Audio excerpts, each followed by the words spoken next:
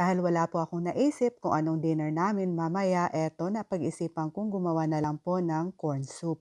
Pero nilagyan ko ng quail eggs para mas masarap. In a pot, add 3 cups chicken broth, water, at saka cream corn. Yan po ang pinaka-importanting sangkap ng ating corn soup.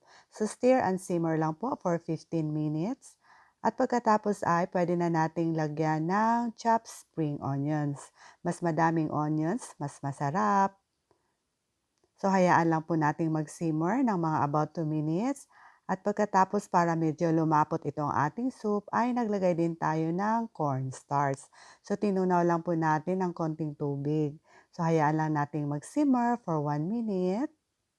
At ilalagay na natin itong ating boiled quail eggs. So isang dosenang itlog po yung nilagay natin para mas masarap po itong ating soup.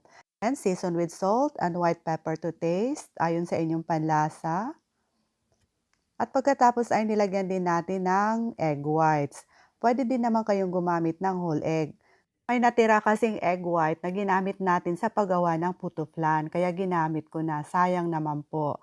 At pag ready na, ay pwede na nating ilipat dito sa ating serving bowl. Then garnish with chopped spring onions, and then white pepper. At eto na po ang ating corn soup with quail eggs.